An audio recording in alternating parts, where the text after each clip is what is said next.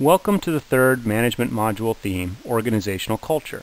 In this module, I'll discuss the basic definition of culture and expand on one of the premier organizational theorists, Edgar Schein's concept of the three cultures of management, which helps to better understand the impact of culture on organizational behavior. Culture is the broad term, whereas organizational culture is more specific to the firm. When we talk about organizational culture, we're referring to the various symbols such as language, aesthetics, dress, and environment that provide meaning. The actual behaviors, that is, what do organizational members actually do? The values, which indicate what is important to the members of the culture. And finally, the underlying assumptions that underscore why the values are important and help shape the specific behaviors and symbols. For example, in higher education, the classroom itself and how the desks are arranged and the technology available are all part of the symbols. The general behavior of students in terms of attendance, taking notes, and asking questions becomes socially reinforced. The value of the education, and is it more important to get the degree or the knowledge, is often shared. And finally, there are underlying assumptions as to why someone would want to attain a higher degree, often advocate or career attainment when the impact the subsequent values, behaviors, and symbols.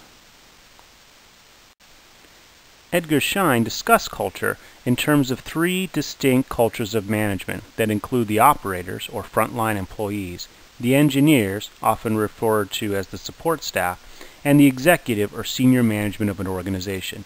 In each case, operator, engineer, and executive will often have their own distinct culture which may impact the overall operation of the firm. The operators are the core line employees of the organization who provide the primary product or service. In the case of higher education, that is often the faculty. For Boeing, it is the engineers.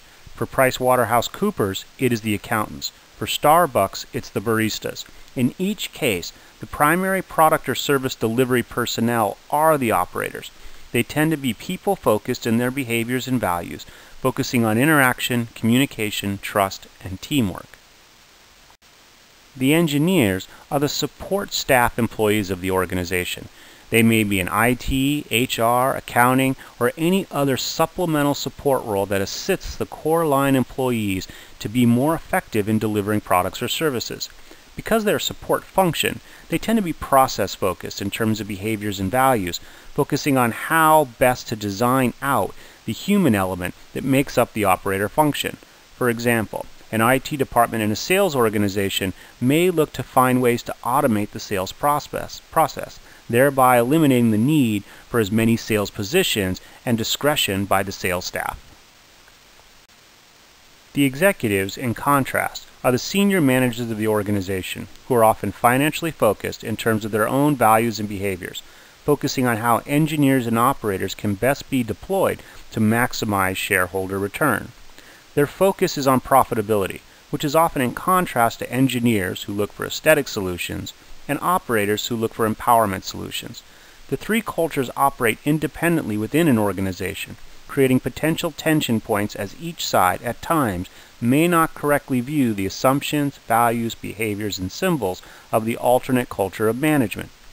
This concludes the third management module theme, culture.